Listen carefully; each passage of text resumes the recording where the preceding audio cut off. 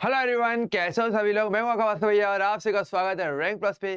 तो बच्चों, आज हम बात करने वाले हैं 12th क्लास का विलियन चैप्टर का एक बहुत ही शानदार टॉपिक का नाम है क्वथनांक में उन्नयन। तो देखिए ये टॉपिक क्या होता है, देखो समझो।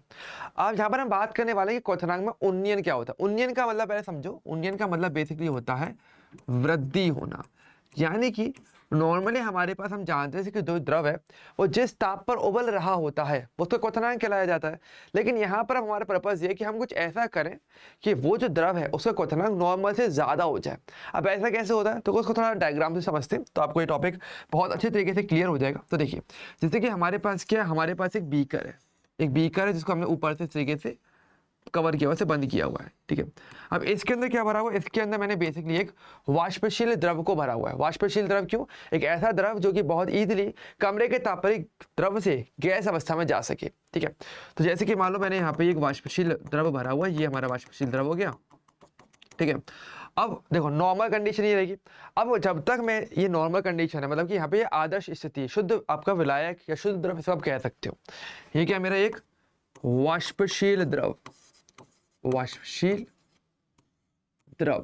ये बेसिकली आपको यहाँ दिया हुआ है। ठीक है, अब होता क्या है कि अगर मान लो इस द्रव के अंदर, देखो नॉर्मल कंडीशन में तो ये था कि इसकी यहाँ पे क्या ऊपर से इस प्रकार से आपको पता है कि गैस अवस्था में जाना चाहिए था, क्योंकि अगर ये वाष्पशील है तो इसलिए गैस अवस्था में जाएगा, तो इसके जो कण है वो इस प्रकार से क्या होंगे, गैस अवस्था में पहुंच जाएंगे। तो यहाँ पर से कण गैस अवस्था में जा रहे हैं। ठीक है, ये आपका एक कंडीशन थी कि नॉर्मली ऐसा होता है। ठीक है, ये आपका सामान्य स्थिति है कि जब तक मैंने कुछ मिक्स नहीं किया,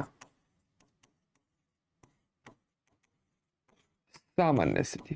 ठीक है, कंपेयर करते हुए पढ़ेंगे। ठीक है, लेकिन मान लो कि मैं क्या करता हूँ कि मैंने यहाँ पे बेसिकली क्या लिया, मैंने चलो यहाँ पे क्या किया कि मैंने इसके अंदर कुछ मिक्स कर दिया। कैसे कि मैंने वही सेम बीकर आपको दिख रहा है, जैसे इस प्रकार से मैंने यहाँ पे कवर किया हुआ है, सेम चीज़ है। ठीक है, अब मैंने यहाँ पे क्या किया कि यहाँ पर पहले मेरे पास अब केवल वाष्पशील द्रव यहाँ पर था। ठीक है, वही सेम द्रव है, लेकिन मैंने क्या किया, इसके अंदर मिला दिया अवाष्पशील ठोस विलय को। मैंने क्या मिला दिया, अवाष्पशील ठोस विलय को मिला दिया। अब विलय क्या करेगा, विलय और ये विलायक की तरह कार्य करेगा, ये विलय हो जाएगा। तो ऐसे में हर जगह पर ये मिक्स हो जाएगा, विलयन हमारा बन जाएगा। ठीक है, अब विलयन देखो इस प्रकार से बनेगा कि देखो जैसे ही मैंने यहाँ पे क्या मिक्स किया, ये ग्रीन कलर क्या है, मेरा ये है मेरा अवाष्पशील ठोस। ठीक है, सिंपल सी बात है। अब यहाँ पे देखो, और ये मेरा सेम वाष्पशील द्रव है, सेम कंडीशन में थोड़ा सा आगे बढ़ा है कि पहले केवल द्रव था, अब मैंने इसमें थोड़ा सा वाष्पशील ठोस विलय को मिला दिया। ठीक है, अब देखो यहाँ पर क्या हुआ, अब देखो फर्क ये पड़ा कि अब ये मेरा विलयन बन चुका है। अब विलयन में नॉर्मली मेरे दो घटक होते हैं, विलय और विलायक। तो कॉमन सेंस है कि मेरा जो द्रव है वो तो ज्यादा मात्रा में है, तो ये तो मेरा विलायक हो जाएगा, और विलायक के अलावा जो अन्य जो बचा यानी कि जो ठोस है, ये मेरा बेसिकली विलय का कार्य करने वाला होगा। ठीक है, ऐसे करके यहाँ पे मेरे पास ओवरऑल क्या बन गया, यहाँ पर मेरे पास एक विलयन मैंने बना लिया। ठीक है, ओके, तो इस प्रकार से कंडीशन होती है। तो पहले मेरे पास केवल विलायक था, अब मैंने इसमें विलय मिक्स कर दिया। ओके, अब देखो मेन कॉन्सेप्ट आता क्या है। अब हमारे पास बात ये आती है कि देखो, अब अगर देखा जाए तो मेरा जो ठोस है, जो अवाष्पशील है, वो तो हर जगह पर पूरी तरीके से मिल चुका होगा। अब इसके कई सारे जो कण होंगे वो कहाँ पर होंगे, वो आपके यहाँ पर इस द्रव की सतह पर भी आ जाएंगे इस प्रकार से, जिस कारण से अब इसकी जो वाष्प बननी चाहिए थी, क्या वो उतनी बन पाएगी। अगर देखो ऑब्वियसली बात है, यहाँ पर तो ये गैस के द्रव के कण सीधे सीधे गैस अवस्था में जा पा रहे थे, लेकिन जैसे ही यहाँ पर ठोस के कण आ जाएंगे तो क्या करेंगे, वो द्रव की सतह के ऊपर आ जाएंगे। अब द्रव के कण इजीली डायरेक्टली मतलब आपके गैस में नहीं जा पाएंगे, यानी कि अब जो ऊपर इनका अगर गैस अवस्था में जो परिवर्तन होने वाला था, अब वो तुलनात्मक रूप से थोड़ा कम होगा। ठीक है, तो ऐसे में कुछ ही कण ऐसे होंगे जो थोड़े बहुत आपके गैस अवस्था में जा पाएंगे। ठीक है, अब देखो, अब पॉइंट हमारे पास क्या आता है, पॉइंट हमारे पास ये आता है कि क्वथनांक का क्या फर्क पड़ा। तो देखो समझो, क्वथनांक बेसिकली वो तापमान होता है। देखो नॉर्मली तो हम ये कहते हैं कि जिस ताप पर द्रव उबलता है वो आपका क्वथनांक कहलाता है, पर ये छोटी क्लासेस की बात करें। लेकिन जैसे जैसे आप हायर क्लास में जाते हो, 11th में 12th में जाते हो, तो आपका ये डेफिनेशन, ये परिभाषा थोड़ी सी और बढ़ती जाती है। इसको थोड़ा साइंटिफिक वे में हम और बोलते हैं। हम ये कहते हैं क्वथनांक क्या होता है, वह ताप होता है जिसमें इस द्रव का जो वाष्प दाब है और किस द्रव का जो दाब है वो वायुमंडलीय दाब के बराबर हो जाता है, उसको आप क्वथनांक कहते हो। ठीक है, देखो क्वथनांक की परिभाषा थोड़ी सी क्लियर कर लेते हैं। काफी सारे बच्चों को ये वाली परिभाषा नहीं पता होती। देखो नॉर्मली क्या रहता है, मेरे पास एक बीकर है। ठीक है, मैं थोड़ा परिभाषा क्लियर करवा रहा हूँ ताकि आपको या भूलो नहीं और ये कॉन्सेप्ट भी आपको एक ही बार में अच्छे से याद हो जाए। ठीक है, तो समझो, तो ये मेरे द्रव है। अब देखो द्रव जो है वो मेरा कहीं ना कहीं गैस अवस्था में जाना तो चाहता है, लेकिन ये जाने की कोशिश करेगा द्रव से गैस में। लेकिन प्रॉब्लम ये है कि हम जानते हैं नॉर्मली ऊपर 1 atm का प्रेशर लगातार वर्क करेगा इसके ऊपर, है ना। अब वही वाली बात है ना, अगर ऊपर से दाब अगर ज्यादा लग रहा है इस द्रव के दाब से, तो क्या द्रव गैस में जा पाएगा? नहीं जा पाएगा। ऊपर तो लगातार प्रेशर पड़ रहा है ना, वायुमंडल तो अपना दाब लगाते ही लगाता है। तो अब क्या बनेगा, इस द्रव का जो दाब है जब वो इस 1 atm के बराबर हो जाएगा, अब ये हम करेंगे कैसे, अब मान लो नॉर्मली तो कम है, तो फिर मैं क्या करूंगा, मैं कोई पर्टिकुलर टेम्परेचर दूंगा, एक पर्टिकुलर टेम्परेचर। तापमान बढ़ाओगे तो क्या होगा, यहाँ पे द्रव के कणों की जो ऊर्जा है वो बढ़ेगी, वो ज्यादा गति करेंगे तो वो उल्टा ज्यादा प्रेशर लगाने की कोशिश करेंगे। तो धीरे धीरे क्या होगा, मैं तापमान बढ़ाता जाऊंगा तो यहाँ प्रेशर बढ़ता चले जाएगा। और जिस तापमान पर आपका ये जो द्रव का दाब है और जो 1 atm के बराबर हो जाएगा, वो दाब क्या कहलाएगा, आपका क्वथनांक। उसको बेसिकली आप क्वथनांक कहोगे। तो क्वथनांक बेसिकली क्या हो जाएगा, वो तापमान जिस पर द्रव का जो दाब है वो बराबर हो जाएगा 1 atm के, यानी कि आपके वायुमंडलीय दाब के। तो जो टेम्परेचर होता है उसको आप क्वथनांक कहते हो, ठीक है। अब देखिए यहाँ पर अगर देखा जाए तो यहाँ पर क्या फर्क पड़ेगा, बहुत सिंपल सी बात है। नॉर्मली अगर देखा जाए तो जिस प्रकार से आप गैसीय गर्त को जा पा रहे थे, है ना, आपके गैस से द्रव के जो कण है वो गैस में जो जा पा रहे थे, अब क्या उतने जा पाएंगे, नहीं जा पाएंगे। तो अब यानी कि हमारे पास क्या है कि यहाँ पर अब जो वाष्प दाब है क्योंकि वो कम हो जाएगा, यानी ऊपर देखो अब जो वाष्प दाब बनेगा वो तो कम हो जाएगा ना। तो अब ऐसे में अगर आपको ये वाष्प दाब पहले जितना करना है तो आपको यहाँ पे ज्यादा टेम्परेचर देना पड़ेगा, ओके। क्योंकि ऐसे में अब आपके वाष्प दाब यहाँ पे नॉर्मल से कम हो चुका है। और मेरा टास्क क्या है, इस वाष्प दाब को 1 atm के बराबर करना। तो सेम यहाँ पे मुझे करना पड़ेगा जैसे पहले ऊपर रहा था, पहले जितना वाष्प दाब बन पा रहा था अब उतना वाष्प दाब बन नहीं पाएगा क्योंकि अब द्रव के कण गैस में जा ही नहीं पा रहे। तो अगर ऐसा हुआ तो आपको उस वाष्प दाब को बराबर करने के लिए तापमान और बढ़ाना पड़ेगा। और ऐसे में अगर तापमान बढ़ाया जाएगा तो इसका मतलब जिस ताप पर अब ये द्रव से गैस में जाएगा वो तापमान पहले वाले से यानी इस वाले से ज्यादा होगा।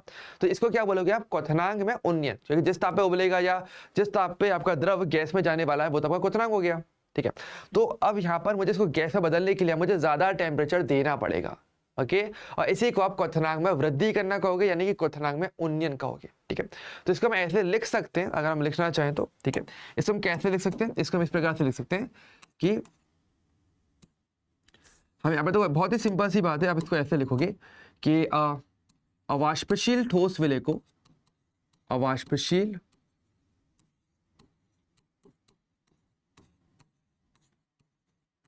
अवाष्पशील ठोस विलय को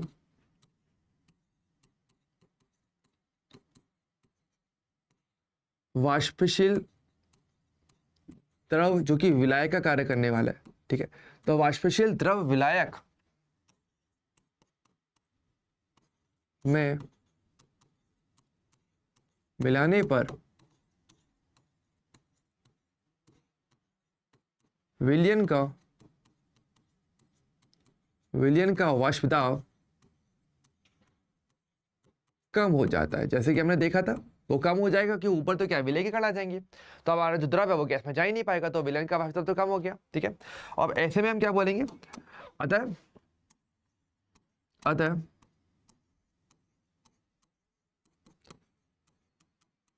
द्रव के कणों को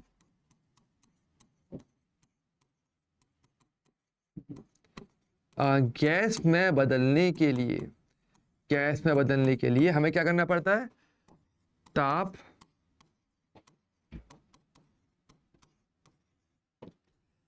बढ़ाना पड़ता है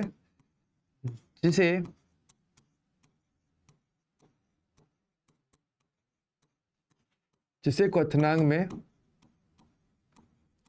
उन्नयन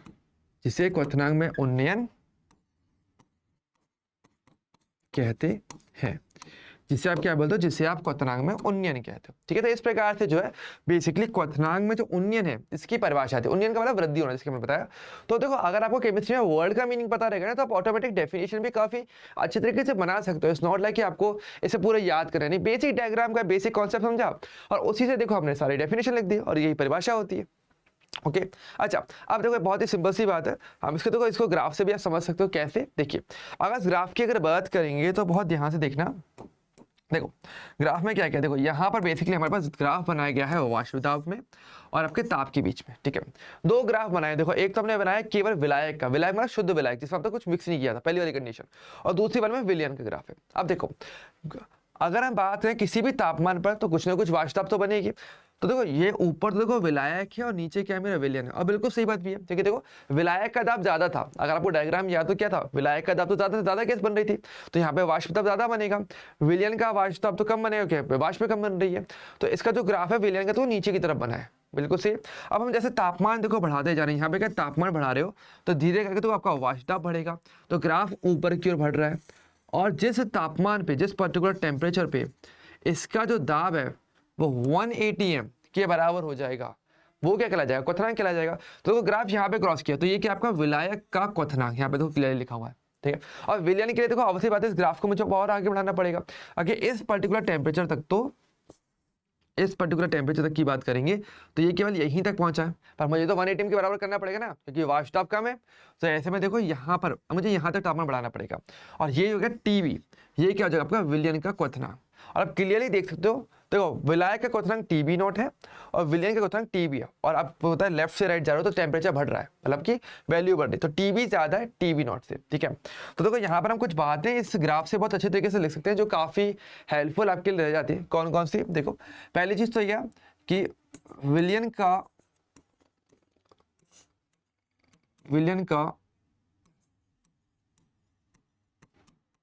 क्वथनांक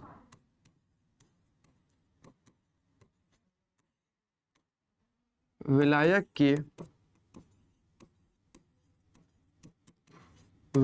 के क्वथनांक से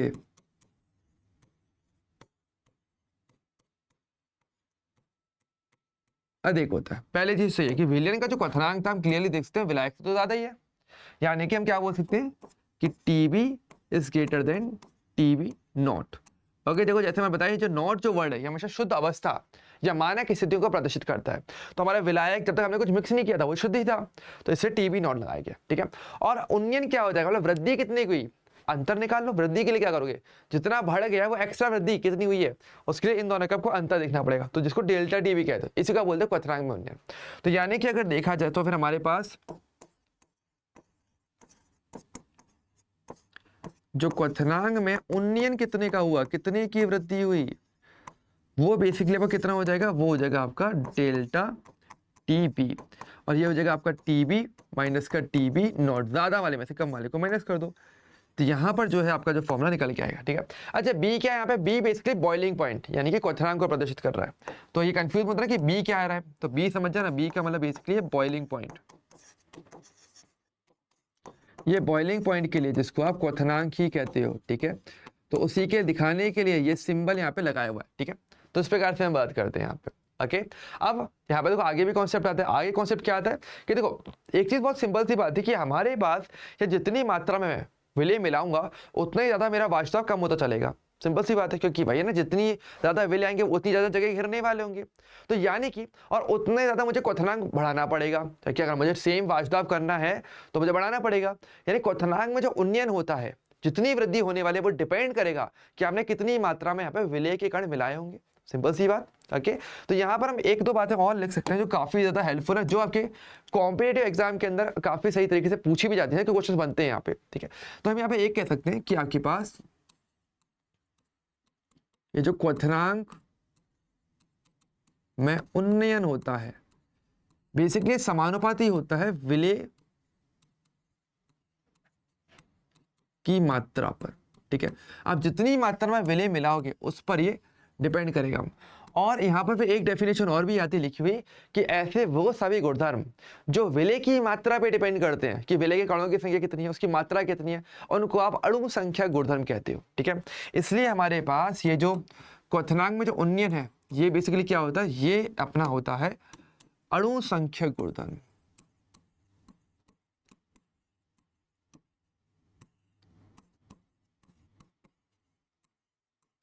जो कि आपका अणु संख्या गुणधर्म आपका कहलाया जाता है, ठीक है, जो कि विलय के कणों की मात्रा पर निर्भर करेगा, विलय के कणों की संख्या पर निर्भर करेगा, ठीक है। अब देखो इसका हमारे पास सिर्फ एक फॉर्मूला भी आता है, कैसे विलय की अगर मात्रा निकालनी है तो आपको यहाँ पे कोई ना कोई सांद्रता पद चाहिए, ठीक है। सांद्रता पद ही विलयन के अंदर विलय की मात्रा को परिभाषित करते हैं, जैसे कि मोलरता होगी, मोललता हो गई, मोल प्रवाह हो जाएगा, भार प्रतिशत है, बहुत सारे हमारे पास सांद्रता पद है। अब पॉइंट है किसको यूज लेना है, तो यहाँ पर हम यूज लेते हैं मोललता को, क्योंकि मोललता ताप द्वारा प्रभावित नहीं होती इसलिए। तो यहाँ पर ये जो डेल्टा टीबी होता है ये समय समानुपाती होता है विलय की मोललता के, ठीक है।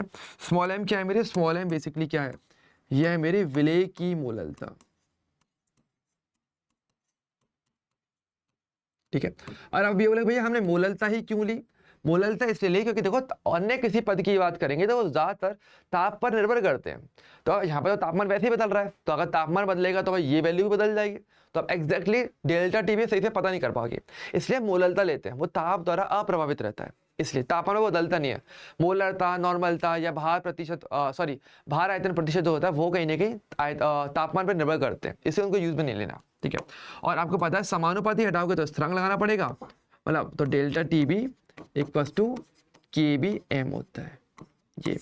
और के बी क्या होता है, के बी बेसिकली बोलते हैं मोलल उन्नयन स्थिरांक, के बी को क्या बोलते हैं, मोलल उन्नयन स्थिरांक, इसको बेसिकली मोलर उन्नयन स्थिरांक कहते हो, ठीक है। अच्छा एक बात ध्यान रखना, कहने के लिए हम कहते हैं कि आपका मोलर उन्नयन स्थिरांक है, वैसे तो कांस्टेंट होना चाहिए, लेकिन ध्यान रखना तब भी ये एक विलायक के ऊपर ही डिपेंड करता है, ठीक है। यानी हर एक विलायक के लिए इसकी वैल्यू अलग अलग होती है, विलय पर इसकी कोई निर्भरता नहीं है, लेकिन मोलर उन्नयन स्थिरांक विलायक की प्रकृति में निर्भर करता है। मतलब हर टाइम पे ये कांस्टेंट रहेगा, लेकिन विलायक अगर बदलता जाएगा ना तो हर एक विलायक के लिए इसकी वैल्यू अलग अलग होती है, ठीक है। तो ध्यान रखना, कहने को स्थिरांक है लेकिन विलायक की प्रकृति पर निर्भर करता है, विलायक की प्रकृति पर इसकी निर्भरता रहती है। ध्यान रखना इंपॉर्टेंट है, क्योंकि अगर आपको लगे कि ये स्थिरांक है तो ये तो हर एक के लिए सेम रहेगा, कांस्टेंट होना चाहिए, नहीं, ये कांस्टेंट रहेगा, हर एक पर्टिकुलर टेम्परेचर पे, हर एक प्रेशर पे ये फिक्स रहता है।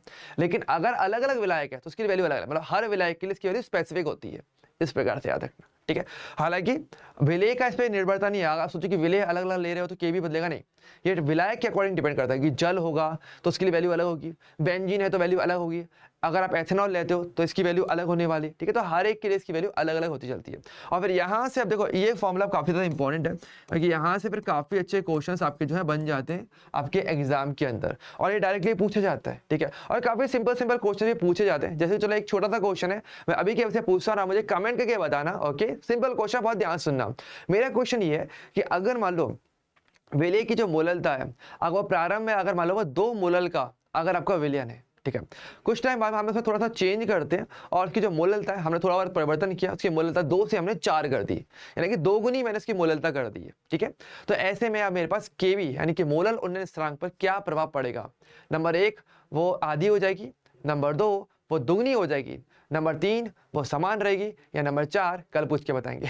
तो आप इसमें से 4 में से कोई भी एक आंसर दे सकते हो, ध्यान से सुनना, अगर इनकेस नहीं सुना हो तो वापस से रिपीट में इस क्वेश्चन को सुन लेना और कमेंट करके मुझे सवाल का जवाब जरूर दीजिएगा, ओके। अब यहाँ से देखो ऐसे क्वेश्चन आते हैं आपके एग्जाम के अंदर, तो इसलिए इनको पढ़ना थोड़ा सा जरूरी रह जाता है, ओके।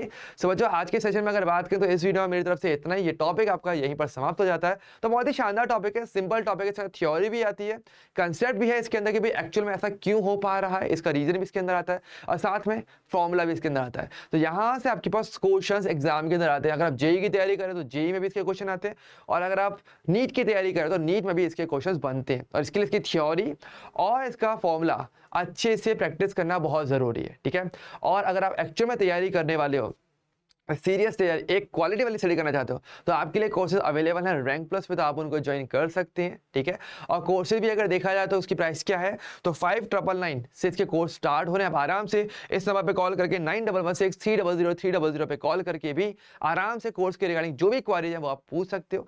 एंड हमारे ऐप को भी आप डाउनलोड कर सकते हो, ये रहा आपका स्कैन, QR कोड्स को स्कैन करके आप आराम से अपने रैंक प्लस ऐप को डाउनलोड कर सकते हो। कोर्स में क्या क्या रहने वाला होगा, कोर्स में आपको देखो गेमिफाइड क्विज मिलेंगे, जिससे कि आप आपको सीखने का तरीका और ज़्यादा अच्छा होता चले जाएगा। प्लस स्मॉल बैच साइज रहेंगे ताकि आप पे हर एक बच्चे पे प्रॉपर ध्यान दिया जा सके। AR VR 3D क्लास रहेंगी जो एक्चुअल में एडटेक की मस्ट डिमांड है आज के टाइम पे, कि आप जो केवल पढ़ो नहीं ऐसे, बल्कि उसको देख भी पाओ, समझ भी पाओ, एक मतलब एक फीलिंग ले पाओ। जैसे आप 70 मूवी देखते हो सेम वैसे ही रहने वाला होगा।